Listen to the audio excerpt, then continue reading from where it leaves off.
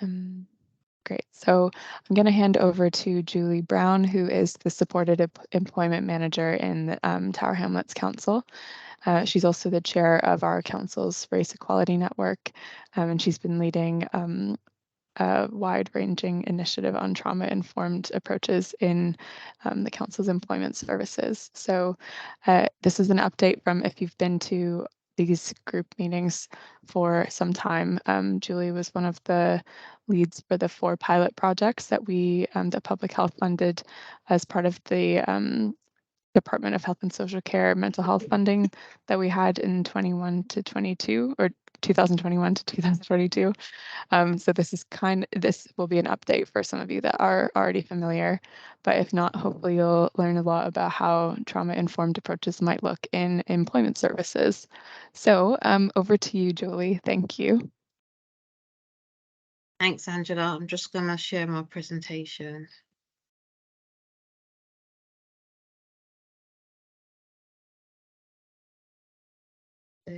Has it come up? Can you all see that? Yes, it's, I don't know if you want to go into slide sharing mode, you're welcome to. Actually, sorry. Yep, there. Okay, so I'm just gonna, so as Angela said, I'm Julie. I'm Support Employment Manager within Tower Hamlets. So I'm just gonna talk to you a little bit about the project that we did and where we're at now with it. So our project, why we decided to join the pilot project, it was spearheaded by my line manager, the head of service, Ellsworth, and she saw that during the pandemic, the clients that were presenting to us were coming with a number of barriers above what we were used to dealing with prior to COVID. And she understood, she had an understanding that trauma-informed approach might better help us to support the individuals on their employment journeys. So when Angela approached her, she was like, yes, I want us to be part of this. I want us to do this. And we saw it when we discussed it in our SMT as like a transformative journey. So not just looking at our practices, being able to look at our policies and our interactions and all of those 3 elements. And that's the current themes that we've carried on to trying to carry through as we continue moving from the pilot and just continue on our journey into as what just trauma-informed approaches within our set of service look like. So our journey, so the whole of the employment and skills team attended the Wave to Trust training that was put on in November 2021. That was online sessions that we did to get an understanding of what trauma-informed approaches actually is. We then began sessions for co-production in February 2022. And these sessions were facilitated by the Bromley by Bow Centre. We had a series of workshops which we did in person, actually, even though it was still during COVID. We did them in person at the Alpha Feldy Centre, and it was a chance to bring people together.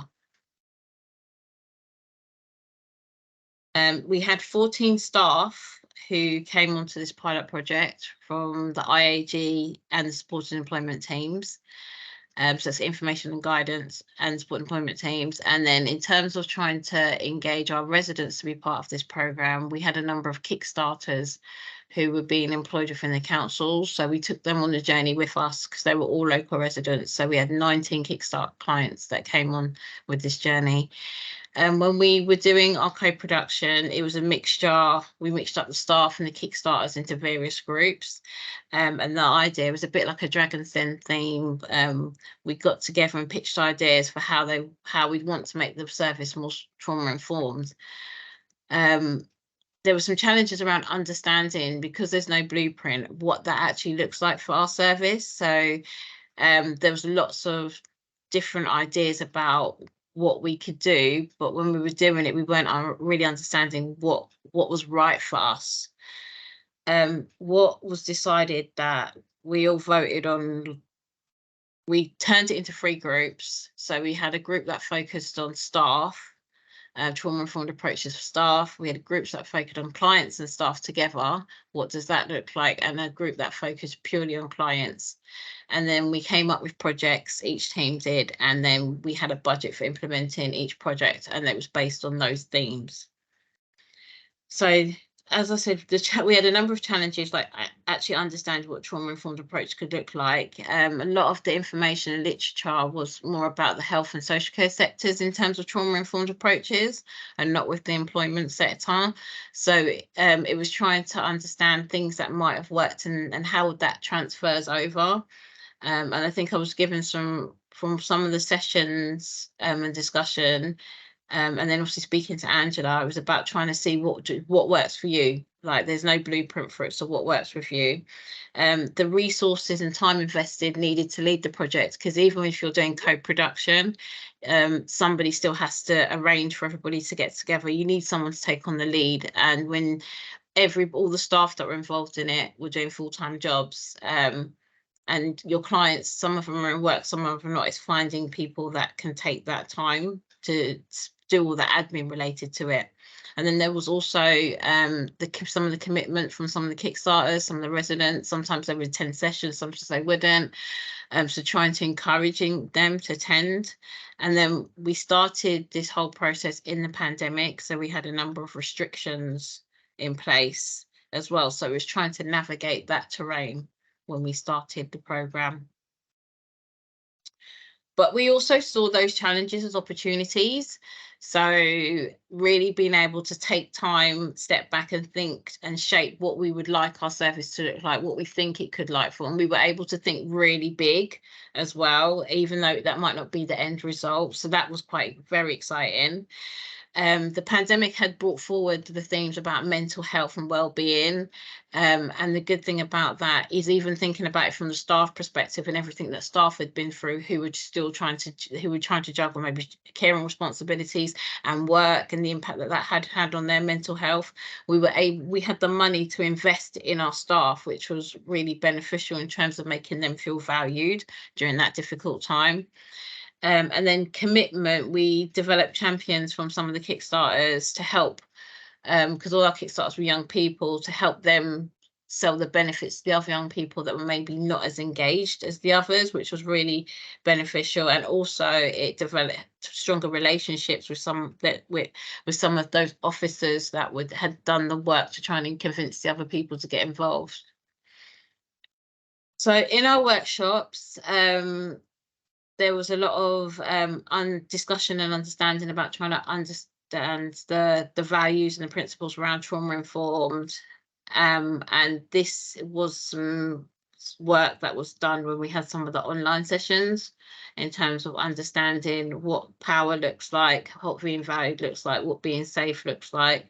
And then, as I said, we broke it down into 3 groups. So we had client and staff focused, and they decided to focus on creating a safer and more welcoming physical environment, because our setting was very corporate led and it wasn't very open or warm. And when we are thinking about trauma informed, we said it's not a space where I would come and feel like I could open up or I'm welcome. As well as us being based in Canary Wharf, where a lot of local residents don't think like they belong, we thought this was a way to try and look at our environment. The staff, due to the pandemic, where we'd gone from working in the office and being among people to being siloed and just working on our own, and the impact that it had on mental health for the team, we wanted to focus on building relationships with each other again, fostering those relationships and the well-being of staff, and thinking about what that could look like and how we can improve that for staff. And then the clients, we wanted to see what we could do in terms of giving them a holistic perspective and giving them access to therapies or treatments that they might not have, to help support their mental well-being, and also look to try and involve them in the development of that and anything else we wanted to develop in the service, because we don't have clients who we usually we develop a program and that's what we deliver for clients. But I think the trauma informed and the co-production made us think, how can we get them involved in helping us produce these, so they'll be more engaged in accessing our services or joining these programs. So for the client and staff focus, they chose to review their environment. They looked at the physical spaces and they asked, are they safe and welcoming? They looked at our lighting, we looked at our seating arrangements, and we asked, could someone be triggered by sitting in this space? We had quite a corporate environment. You came in, we've got cream walls, black leather sofas, and that was it. It was like there was nothing else there. It was just very formal, very minimal. We're limited to what we could change because we don't own the building, and it's a temporary building that we're in. But we were able to do some things, and in the end, we decided to buy new furniture. We decided to buy some artificial plants and flowers, which we put up, and we also had some artwork put up. In these pictures, we hadn't had the artwork put up yet, but it was artwork that was done at our celebration event for the Trauma Informed. It was collages that the staff and the clients actually made. So we had those framed, and we've replaced where we had like case studies, and we've put the artwork up to make it more warm and friendly. We went for bright, vibrant colours for the furniture to make it feel a bit more because we couldn't put colour on the wall, so we wanted to do something else. So we thought we can change the furniture, so we made that more vibrant and bright.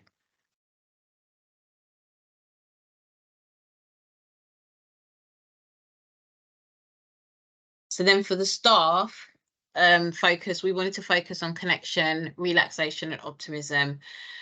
So that team curated a number of events. So they got an organisation called Walking Back Rub. And there was a day, we had Wednesdays was a day where a lot of people used to come in as their connection day, as their office day. So they had them come in for two masseuses come in to be able to offer staff. It was just like a 15-minute massage, just take time out of their day. They also did 2 team bonding events. They had a team come in and deliver a murder mystery event in the building, and then they were all given a 2-course meal. And then they also did go-karting. They also went to some underground go-karting. They all had lunch afterwards. For the clients that were involved in the co-production of that, they were all invited to come to some of the events, and they did do that. And questionnaires were done before and after the events to understand how staff were feeling before these events and how they were feeling after these events. I'm just going to got a video to play. Second.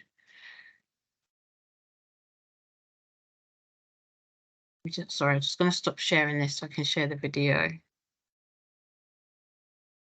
When you do that, you just need to ensure that you select share sound with. No problem.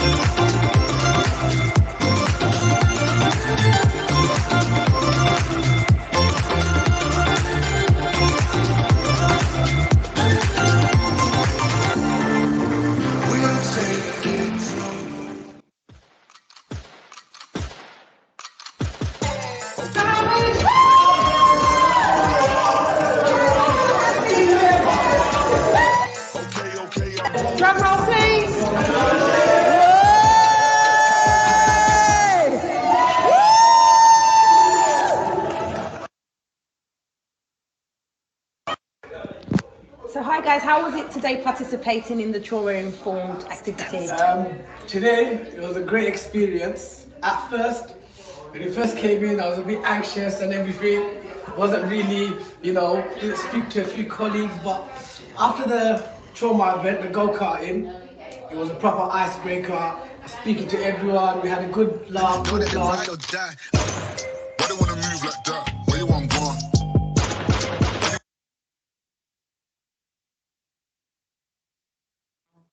Just navigate this and stop sharing this and put the presentation back up.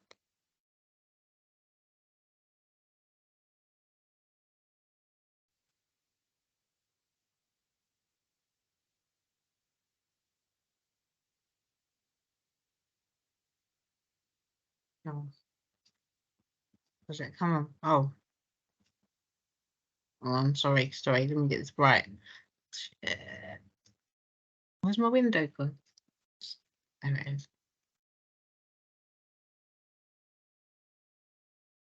Hang on.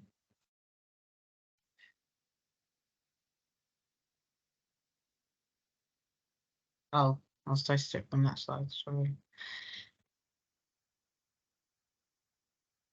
And then the overall results. So prior to us doing those staff events, about 20% of staff felt optimistic about their future, 7% felt close to others, and about 7% felt relaxed. After we'd done our trauma events focused on staff, 28% felt optimistic about the future, 35% felt closer to others. So that had really gone up significantly in the relationship and how they felt towards their colleagues. And we doubled the amount of people that had felt relaxed. For the client-focused group, they focused on developing a self-supportive and collaborative event. They had a one-day event and they had a number of agencies that came and attended. They had talking therapies there for staff. They had a gaming bus. So that was the young people that were part of it. They were like, yep, we need a gaming bus to engage young people. They had a number of board games where officers were there and the clients could come in, sit down and just talk to officers informally about stuff. They had a massage therapy and then there was food available. Lunch was served for everybody as well who came. Some pictures from the event. They had merchandise done for the event. They called it Kick Trauma. There's a gentleman there from Talking Therapies as well. And the feedback from the event was 90% of the attendees who came said they would attend another session. 90% found the event extremely useful. Most who attended had no expectation of what it was going to be. Some felt they gained a better understanding of self just by talking to some of the providers and talking therapies. None of the clients that came had ever had a massage, and they absolutely loved having that treat. And 80% of the clients that came liked the informality about it, how they could just come to sit down, have a bit of food, play some board games, talk to an advisor, and it wasn't necessarily here's some paperwork to fill, here's some case notes that can be done. We could just talk and get to know people on a different level. But we also had some feedback about the name of the event. They felt that was a deterrent for some of them. Overall learning that we got from doing that pilot and those three focused elements was that we wanted to definitely make the office more welcoming and inviting, hence the collages that have now been put on. We need to look at our whole journey from registration to end because everybody needs to be trauma informed. We felt that every staff member of Tower Hamlets obviously needs to adopt a trauma-informed approach because we're responsible and for our residents. Oh, and it wasn't just about our residents, it was about making sure we take a trauma-informed approach for our staff as well. And for us as an employment service, we need to have more trauma-informed questions in the registration process to really understand what's going on with someone so we can understand why they're doing that. What's happened to make them want to make that or not attend that appointment or not want to engage in that service. And we need to look at how we can offer more trauma-informed sessions and refer our candidates to more suitable partners to be able to help more people. The overall project learning and outcomes, obviously the timing of this project was when we were coming from COVID, and that shaped the experience because we started online, we moved into Teams. And for some people, they preferred being in person, but for other people had vulnerable family members at home. The Teams was better for them. So there was quite a challenge trying to get all the staff into one place. I myself have participated in the Trauma Informed Champions training, so I was keen to see its way to how we can incorporate this trauma informed approaches into our service, which has developed further, and I'll talk about that in a bit more. We're also incorporating trauma informed approaches into our job descriptions and our induction processes for new staff. And we're looking at ways that we can look at the processes and look at how we work consistently with clients and with our staff. Some of the main themes that came from the sessions were from staff and from clients was that just the fact that they felt they were invested in and they really enjoyed it, and they did give overall a lot of positive feedback. There was an awareness of some of the actual actions that we already take were actually trauma informed, but they didn't have a name. And so there was a lot of understanding, okay, that action actually is trauma informed, and this is consistent and reference to being part of this. But now we are able to put it in with a proper theme. And we were able to look at, we've now got case studies in terms of these are things that we've done, how can we progress from them. There was some frustration from the staff as well about having to try and fit in planning events and other activities around their full-time jobs. And it was impacting other people's workloads. It impacted my workload as well, and it's quite hectic, and it was a lot of work trying to pull everything together and share ideas. For us internally, trying to navigate the finance element when trying to book like the masseuses to come in or organise lunches or the murder mystery or things like that. So that was quite challenging for us as well. But overall, everybody felt really proud of their achievements. So for us, continuing this journey, we now have a trauma-informed steering group from the employment and skills sector. We meet about every 6 weeks, and there's 5 members of staff that are leading on that. We've developed an action plan, and we've just gone really big with our action plan, and it's focused on mind, body and soul for staff and clients.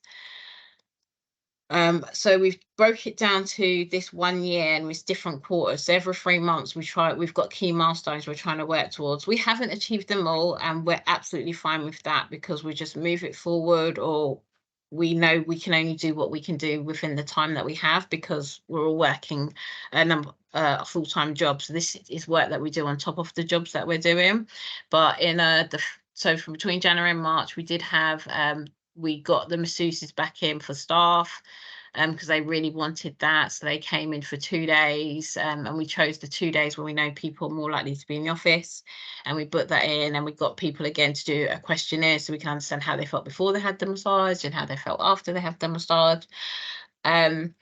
And we're still trying to find someone to do some clinical supervision for staff because we think that's really important, and we really want to restart that, especially as the clients that we're seeing have more needs and are more highly function now. We feel that staff need that outlet, and we need to be able to support them. For April and June, we have started looking at a language review, so looking at our documentations to make sure that they're more trauma informed, and that's ongoing. And we did start to pull together a client patisserie group, which we want to be able to move towards a co-production model.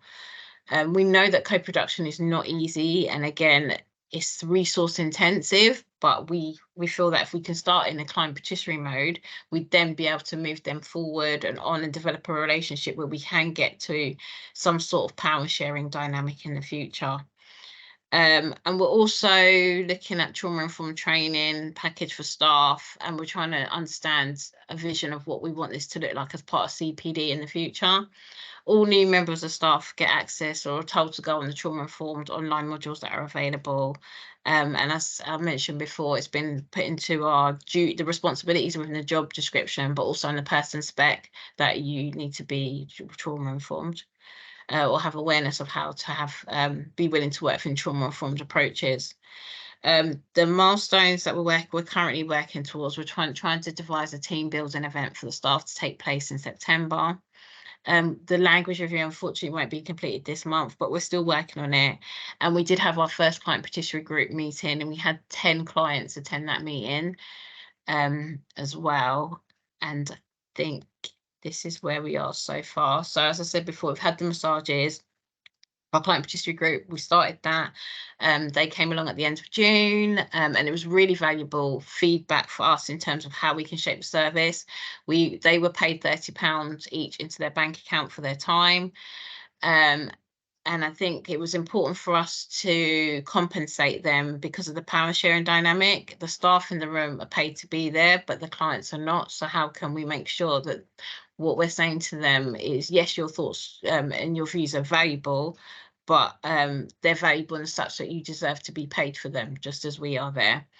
As I mentioned before, all our JDs, it's written into our job specs and responsibilities, trauma-informed approaches, so we can get people before they come into our service to start understanding and thinking about what it means to be trauma-informed. And all new starters have the opportunity to join our steering group as well. As I said, still in a work in progress is reviewing our documentation, and also we're looking at how we can have discussions in the annual reviews, asking staff and managers how we're creating a safe and supportive environment and promoting that healing and resilience. So how can we do that and put that in? So as the developmental goals that we have within our personal, each member of staff is asked to put in, like, so what goal are you going to be around being more trauma informed for our annual reviews? And that's where we are. Is there any questions?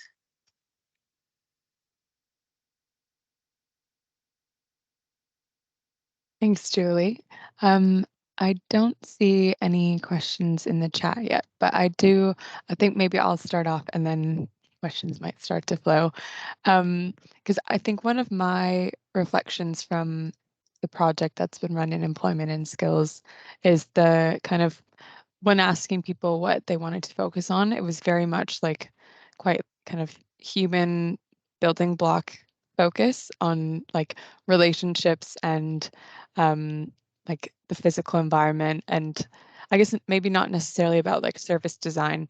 And I wonder if that surprised you or if you thought like this is what makes sense for the service at the time.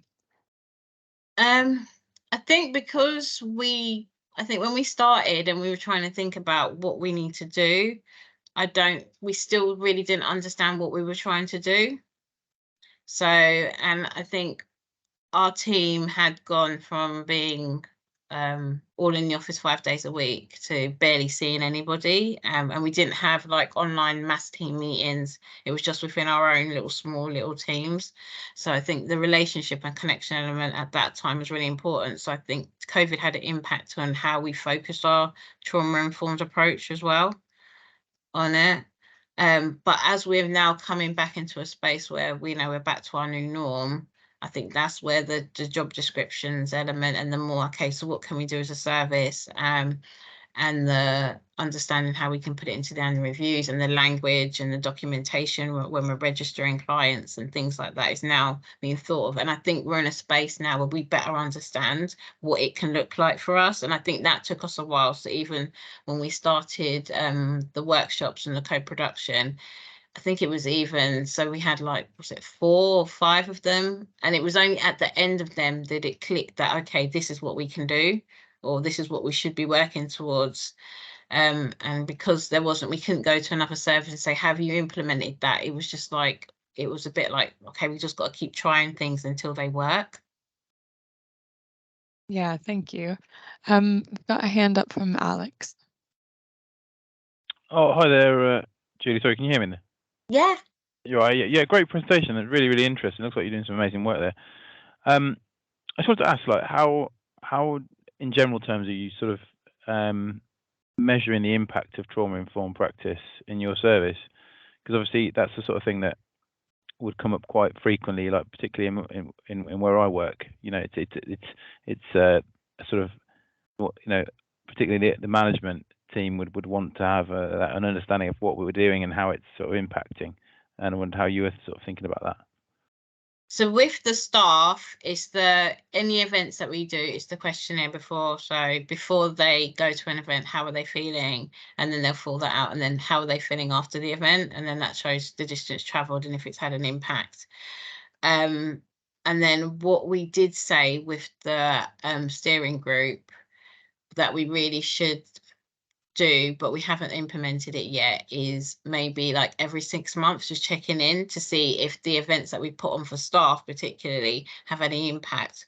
With the client group that we're working with, so they did like it was just like 3 questions when they came in about what they know their service, what their understanding was of trauma-informed service, and whether or not they felt we were a trauma-informed service. And then we had the first session with them and we talked about trauma-informed approaches. We were able to show them the video that Angela's made about what trauma-informed, along with the other lady, I can't remember her name, which was really informative.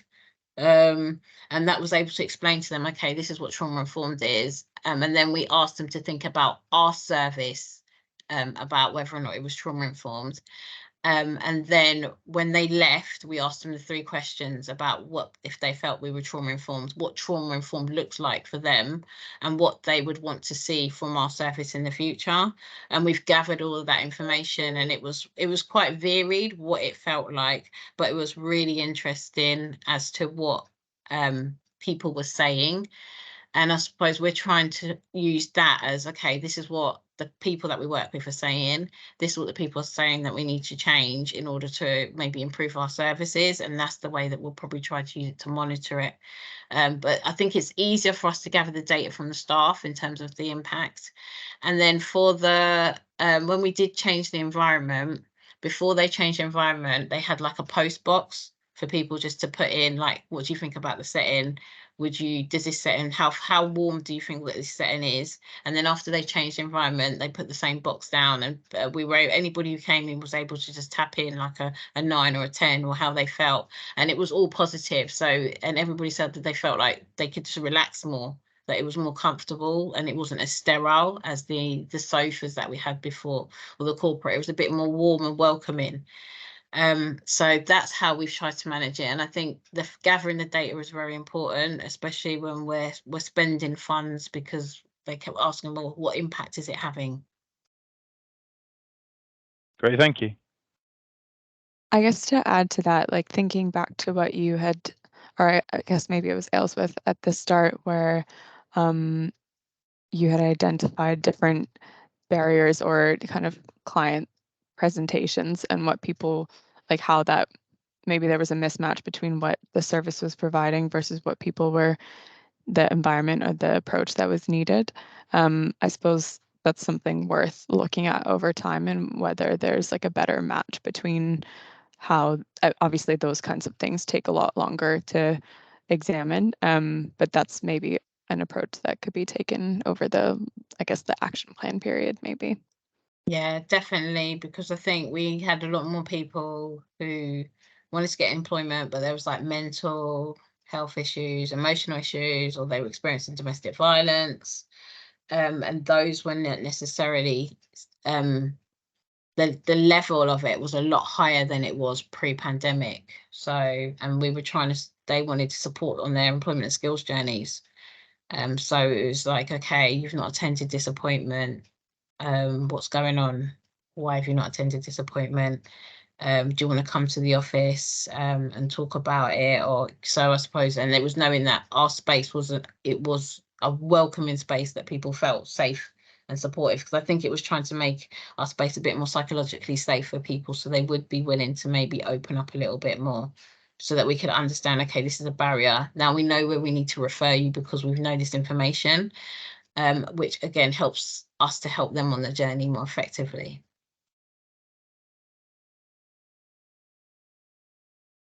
Thank you. Any other questions from the group? I wonder, Julie, given that you've been working on this, but I suppose it's like quite a specific sector to be working in, are there any points of advice from other people in the room that you might because I know different people in the room have also been working on similar projects, maybe in a different way.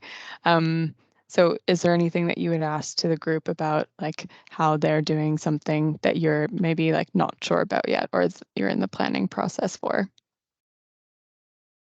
I think one of the things we are struggling is in the language review is like what is right, and I suppose we're so scared about looking at our language and how things are written and getting it wrong because it's such a minefield. So I think that's one of the biggest challenges that we're having, which is why I think it's taken us, where we thought it might only take us 3 or 4 months, it's taken us a lot longer than that to really think about how do we word these questions in a trauma-informed way. How do we ask these questions in a trauma-informed way? And how can we make sure that we're being sensitive with our language? So I think that's one of the main things. And also, like staff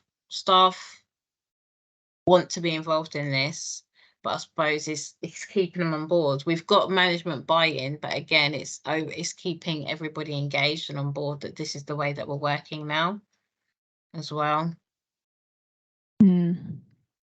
Does anyone from the room have any suggestions or ideas how that could maybe work, or just like experience that you've had in something similar around language or engaging staff in a change?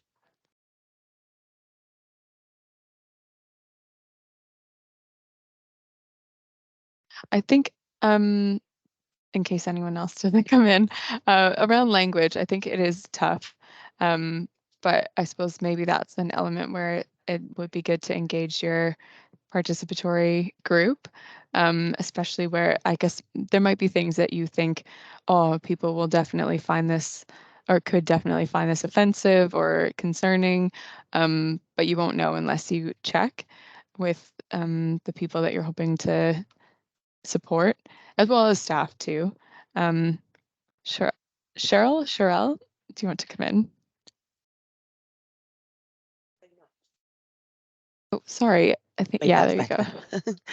Yeah, thanks so much for sharing, Julie. I guess I was just reflecting on, you were just talking there about language, and I was just curious as to whether or not it was around, like you were just saying there, Angela, like what could be considered as insensitive or not necessarily trauma informed, but is there also stuff around like accessibility and how sometimes, I don't know, maybe there can be a lot of like psychology or mental health speak that just feels inaccessible to someone who is going through, different things, let's say, for example.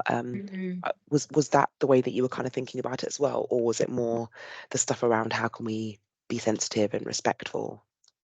Yeah, I think it was more about the respectful and sensitive, but I think it's true. I Yeah. haven't even thought about the accessibility, because there is, or not, like when registration, there is a page like you've got mental health problems, and then there's a list of all these different issues that you may have, and you've got to tick. But then again, it's like that could trigger or traumatize somebody if they have, because you don't know the experience that they had when they might have been diagnosed or how that Right. went. Yeah. So, and I think that's really interesting that you said that, because it's something that I just haven't even considered. Mm. Yeah, I don't know. It's an interesting one because I think for some people, diagnosis or having certain things written on paper can feel quite validating, and it can be this idea of, oh, someone finally believes me or understands the extent of the difficulties that I've been experiencing. But then sometimes it can also feel like, oh, I'm being labeled again, or if I don't understand what this terminology means, do I then lose out on being able to access something? And I don't know, I've worked with people who have really, I don't know, valued some of the terminology because they then feel that as professionals we're taking it seriously, and they're getting this kind of like equal treatment, if you will. But then other people that found it really like frustrating, and maybe it's kind of talking about, I guess, going back to what you were saying, Julie, around just kind of keeping it, warm and welcoming. And if people know that, we're coming from a place of curiosity and non-judgment, then actually maybe they will have, the ability to tell us what they need. But yeah, the accessibility thing I always wonder about. Yeah. Yeah, I think it's something we haven't even considered or overlooked. But I think, yeah, I'm going to make a note of that because I think we need to be mindful of that when we're doing our review.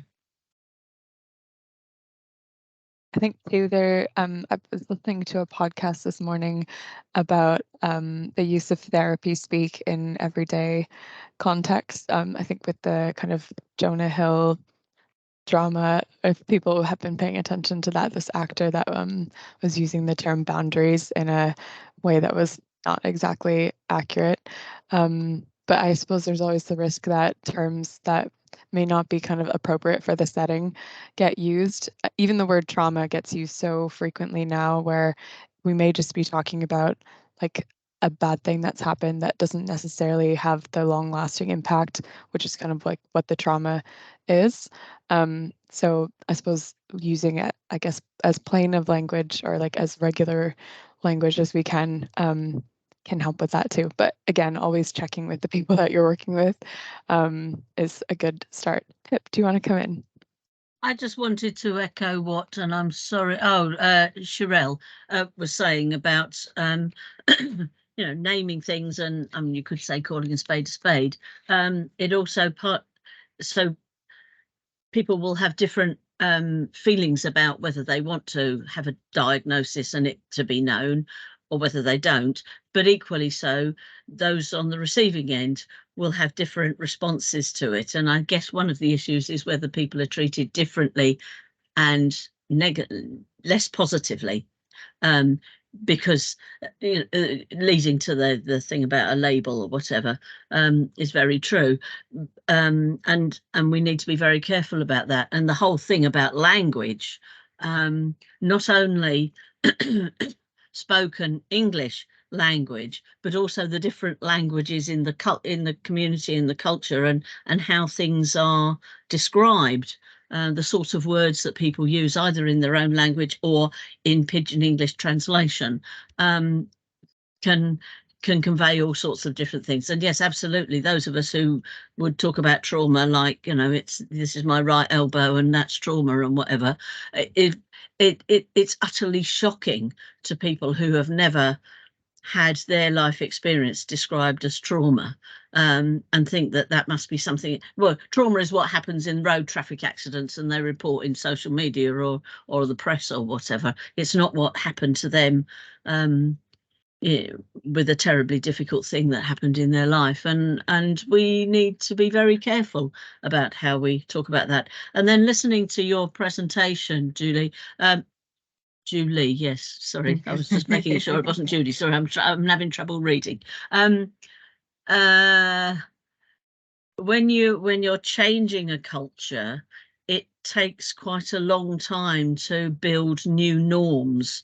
And I guess one of the things I'd like to think would be quite true in Toy House, the charity where I work, is that there's been a culture of acceptance and understanding much more ingrained over a long time, such that I think it will be very clear to people quite early on which things are okay to or what words to use to express things and what words are not okay to express things. But of course there will be anyone new coming in who won't understand those norms, and it takes a while to assimilate all of that. Sorry, I'm rambling. I'll shut up. But thank you for that presentation. Interesting. Thank you. Thank you.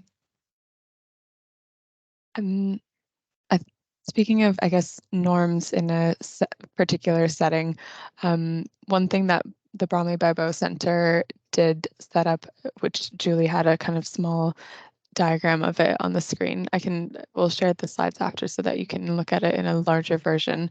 But they did a kind of Jamboard, so like online collaborative exercise on their kind of like working together agreement based on those different principles, which were kind of a summary of trauma-informed principles, but in kind of like, I suppose, more regular language. And I wonder if other people have used, I guess, similar agreements or kind of charters or ways of like saying this is how we want to work together, both among clients and staff or like people that visit. Is that something that's come up in other settings? And how do you stick to that?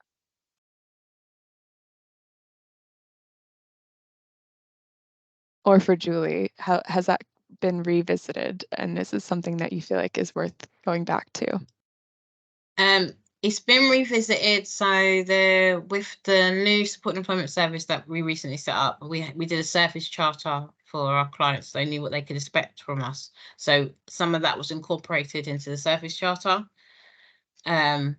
So it's been revisited in that means, but we've been talking about the work path service needs a charter and how we can use some of that, because it was the agreement between like local residents and staff at the time. So it's all very valid. So we're looking about how we can incorporate some of those values and the expectations that came up there into that as well.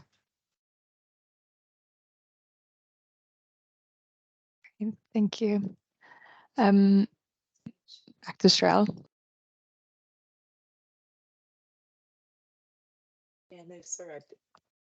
Again, sorry. Yeah, just whilst we're on that topic of like language as well, I just wanted to reiterate, I think you mentioned it as well there, Pip, that, you know, there is also power in calling a proverbial spade a spade. And so there is something about us also, you know, adopting language that is universal. And I completely hear where you're coming from in terms of us thinking about, I guess, sensitive ways of using descriptions that people would prefer, but there's also something in how powerful might it be to use names, conditions, labels, if you were, and do so in a matter-of-fact way that is non-judgmental, because I also think that is part of breaking the stigma as well. You know, kind of being unashamed in the use of some of this language. I know there's all the other nuances to us existing within a medicalized model and trying to, you know, think more about how people identify rather than, you know, some of these categories. But I just think that's an important thing to think about as well. And I think, you know, from what you've mentioned, Julie, as long as there is, you know, like I was saying before, that idea of like warm and welcoming kind of like spaces, then it sounds like there'd be a lot of grace and space for people to say, oh, actually, this is what I prefer, or this is what I need. I also thought was a really interesting comment that you made there, Pip, about like this kind of, well, I don't know, I'm saying the overuse of words like trauma. I don't know though. I think there has been this kind of like, I don't know, surgence of mental health discussions kind of been having like online, and I think you made reference to it as well, Angela, this idea of like people using words like boundaries and trauma with a small t. And once again, I think sometimes it's helpful because it kind of demystifies this idea of, well, I haven't gone through trauma because I haven't, you know, been a victim of war. Actually, a lot of these things do kind of impact us on a kind of sliding scale and spectrum, and that helps to kind of demystify and normalize some of this stuff as well. But yeah, this is really interesting. I'm aware that I came partway through your presentation, Julie, so I'm sorry if I'm going over things that people have already thought about, but of what I've heard so far, it's just sounds really, really valuable, and just really grateful that you've shared this stuff with us. It's provoked lots of food for thought. Thank you. Okay. Thanks. On that note, if there aren't any other questions from the group, what I'll do is I'm going to just close our session at this point. But before you leave, don't leave yet, because I do have a super short, like I think there's 3 questions or maybe 4 points of feedback for this session. So you just select the date of, or like enter the date of today. And we're always like open to kind of thinking about other approaches to these groups and what else is worth discussing, because it doesn't necessarily need to be a specific topic presentation. It can also be a topic that we kind of have shared across different people that are part of this group that we might want to discuss overall rather than one particular service sharing their experience. But yeah, so please do share your feedback or your ideas. And yeah, thank you so much, Julie, for coming on at such short notice, for sharing a really interesting and useful experience, I think, for other people that might be just starting out too. Sorry, I think there was a hand from someone and then it went away. If you want to speak, go ahead and unmute.